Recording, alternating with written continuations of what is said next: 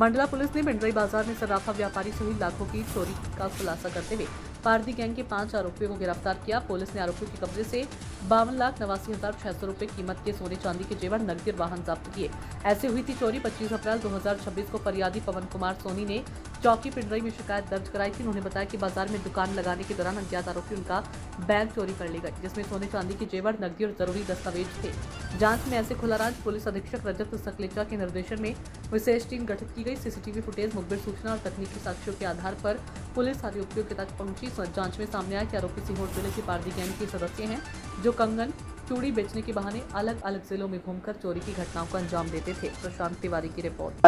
एक सराफा व्यापारी ने रिपोर्ट लिखाई थी कि वो पिंडरई बाजार में अपनी दुकान लगा रहा था। उसी समय उसका जेवरात से भरा हुआ बैग, जिसमें उसका नकदी 30-35 हज़ार रुपये के आसपास था, साथ ही 50 लाख के आसपास के जेवरात थे, वो किसी ने चोरी कर ली है। उसकी रिपोर्ट पर से तत्काल प्रकरण पंजीबद्ध किया गया और हमारे एसपी साहब के संज्ञान में आने पर उन्होंने इस पूरे मामले को गंभीरता से लिया और इसमें टीम बनाएगी। साथ ही आरोपियों को विरुद्ध पकड़ने के लिए इनाम की घोषणा भी की गई, जिसमें वरिष्ठ अधिकारियों द्वारा उस पर 20,000 रुपये का इनाम रखा गया था। इस पर से हमारी पुलिस को एक संदिग्ध स्थिति में आरोपी मिला था 26 तारीख को, जिसको गिरफ्तार किया गया पुलिस ने, और उससे पूछताछ में निकल के आया कि उसके और उसके साथियों ने मिलकर ये चोरी की वारदात को अंजाम दिया है। और जहां वो रह रहे थे, पुलिस ने जब वहां दबिश दी तो वहां से भाग गए थे।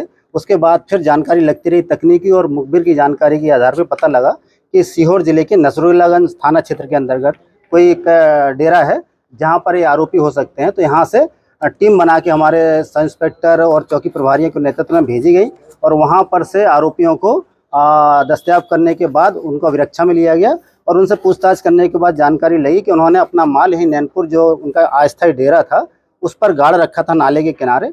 पुलिस ने सारा माल आरोपियों की निशानदेही पर जब्त कर लिया है और पुलिस द्वारा आरोपियों को गिरफ्तार किया गया है। पुलिस ने 5 आरोपियों को गिरफ्तार किया, जिसमें 3 बालिग हैं और उसमें 2 विधि विरुद्ध बालक हैं। पुलिस के द्वारा संपूर्ण माल जो चोरी हुआ था वो जब्त कर लिया गया है। साथ ही साथ आरोपियों के कब्जे से एक अल्टो कार जो अपराध में इस्तेमाल हुई थी और एक मोटरसाइकिल को भी जब्त किया गया है।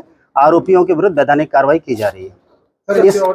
इसमें जो कार्य किया गया है हमारी पुलिस टीम के द्वारा, इसमें एसडीओपी नैनपुर, टीआई नैनपुर, चौकी प्रभारी टाटरी और चौकी प्रभारी पिंडरई, चौकी प्रभारी लिंगापौड़ी और उनकी टीम के द्वारा बहुत ही सराहनीय कार्य किया गया है, जिसके लिए हमारे आईजी सर के द्वारा और हमारे डीजी सर के द्वारा इनाम की दिए जाने की घोषणा की गई है। सर, कितने की चोरी थी ये, कितना बरामद किया गया चोरों से? जो मैंने बताया लगभग 50 लाख के आसपास की चोरी थी और उसमें पूरा का पूरा 50 लाख से का माल मसरूका जब्त कर लिया गया है। साथ ही अल्टो कार और एक मोटरसाइकिल भी जब्त की गई है। सर, ये गिरोह है तो और भी कई चोरियों में इस तरह की वारदात? निश्चित रूप से इनके जो आपराधिक रिकॉर्ड के बारे में हम देख रहे हैं और साथ ही साथ नसरुल्लागंज थाना और अन्य थाना क्षेत्रों से जानकारी ले रहे हैं। इसमें कई ऐसे आरोपी भी हैं जिनका पूर्व का आपराधिक रिकॉर्ड है इसी तरह की चोरियों का। उसके बारे में संबंधित थाना क्षेत्र और जिले से संपर्क भी किया जा रहा है। तो पुलिस आरोपी तक कैसे पहुंची पहले?